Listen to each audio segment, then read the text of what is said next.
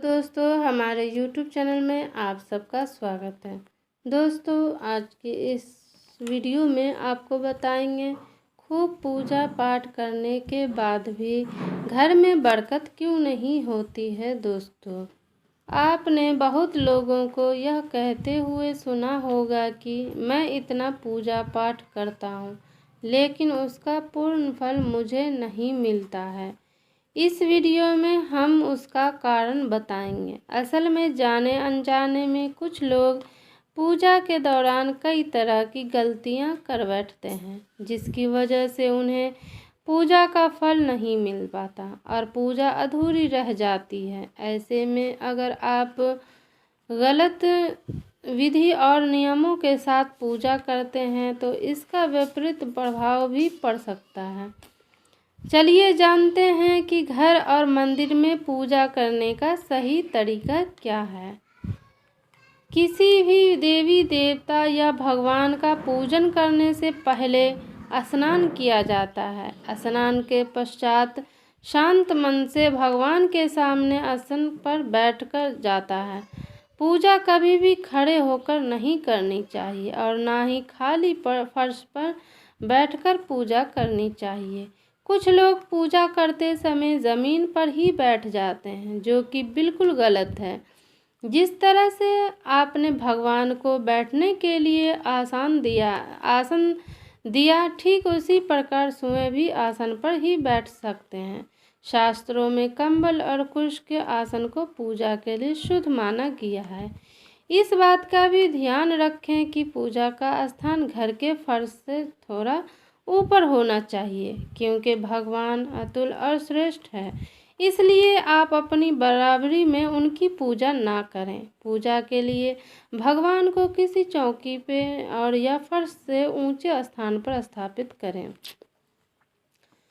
इसके अलावा पूजा घर में देवी देवताओं की मूर्तियों को कभी भी दीवार से सटाकर नहीं रखना चाहिए।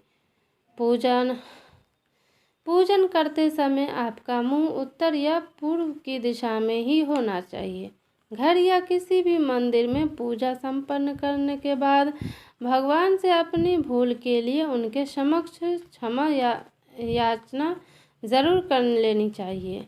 इससे परमात्मा आपके जाने अनजाने में की गई गलतियों को क्षमा करते हुए आशीर्वाद देते हैं।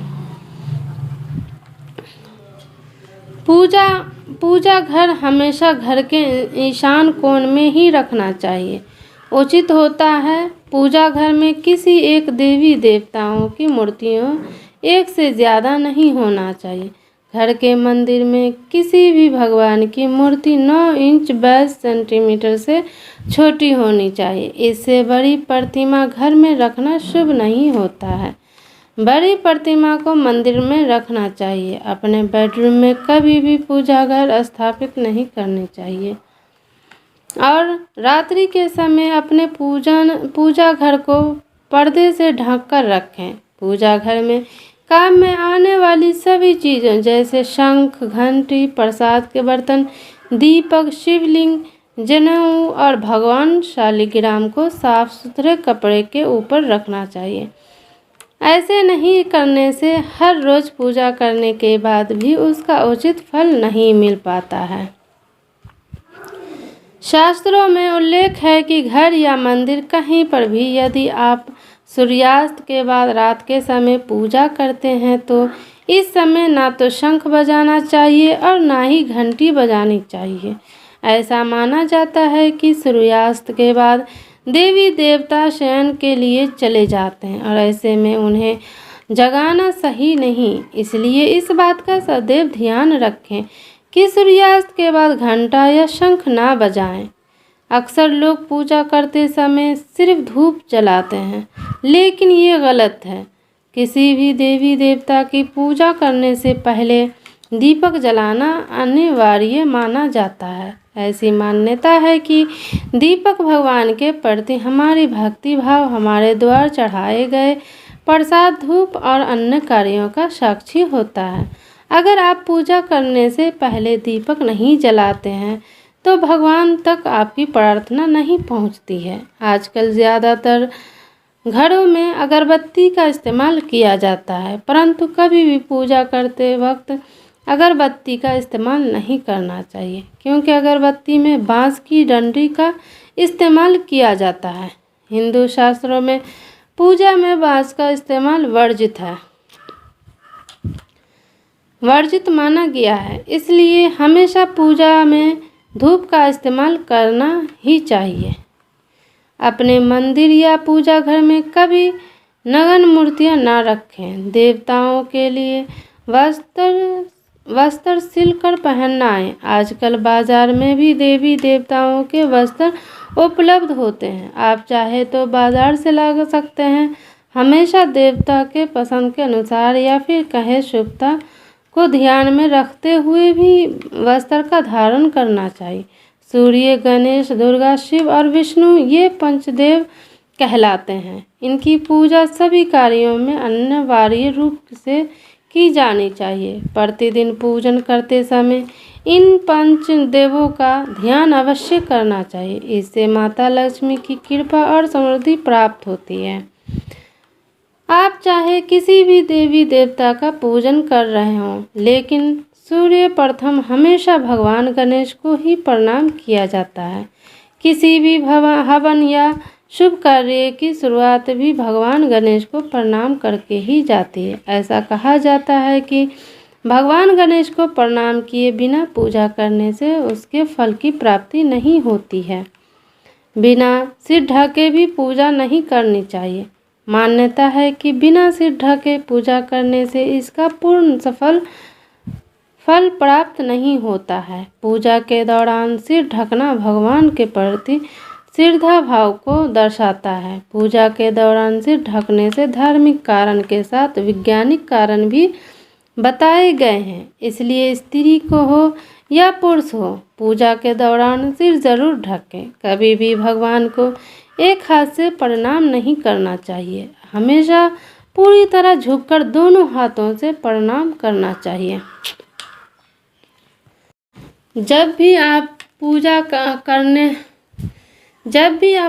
करने किसी मंदिर जाएं तो आपको मंदिर में जो प्रसाद मिलता है उसे मंदिर में ही खाना चाहिए। भले ही आप उस प्रसाद का थोड़ा हिस्सा ही मंदिर में खाएं, बाकी हिस्सा घर ले जाने के लिए रख सकते हैं। यह ईश्वर के प्रति आपके श्रद्धा का प्रतीक है। आप जब भी मंदिर जाते हैं आपको एक बार घंटा ज़रूर बजाना चाहिए। ऐसा माना जाता है कि घंटा बजाने से आपका संदेश सीधे ईश्वर तक पहुंचता है। घर में पूजा करने के बाद शंख या घंटी को बजाना महत्वपूर्ण माना जाता है।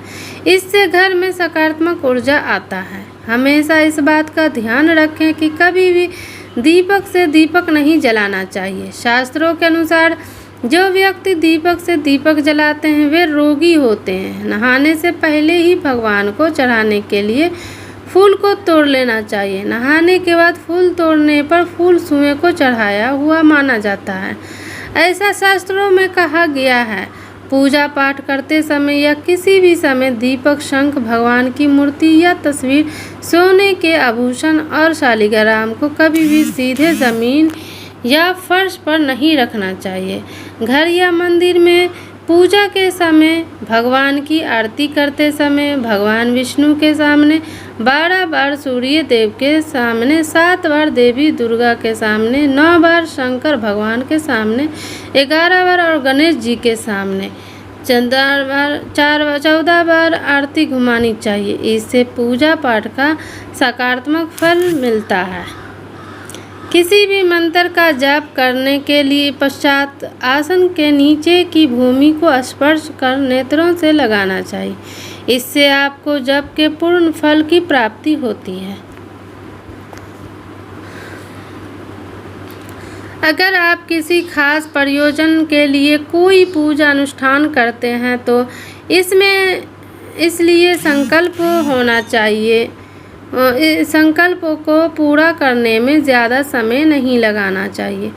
अगर आपने कहीं किसी को दान करने का संकल्प लिया है तो उसे जितनी हो सके पूरा कर देना चाहिए। संकल्प को पूरा करने में देरी से पूजा अनुष्ठान का पूरा लाभ नहीं मिलता है।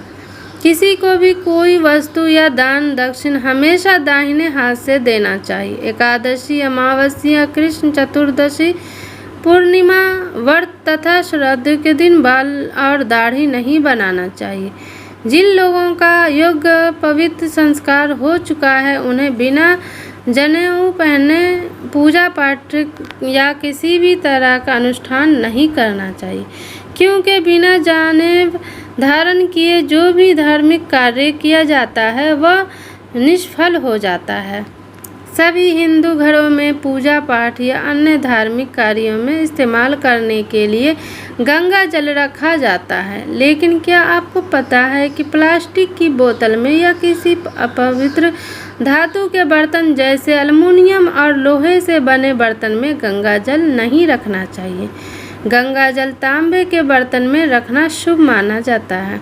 अगर आप पूजा करने के लिए मंदिर जा रहे हैं तो आपको हमेशा अपने घर से ही लोटे में जल ले जाना चाहिए। कभी भी मंदिर में रखे जल से ईश्वर का जले अभिषेक ना करें। जब भी आप जल चढ़ाकर मंदिर से वापस आए तब आपको ध्यान देना चाहिए जल का लोटा कभी भी खाली घर वापस ना लाएं। यदि आप जल भरकर मंदिर से वापस लौटा लाते हैं तो यह इससे शुभ फलों की प्राप्ति होती है।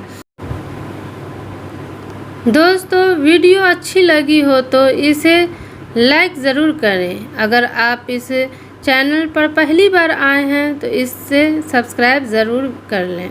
अगले वीडियो में फिर मिलते हैं।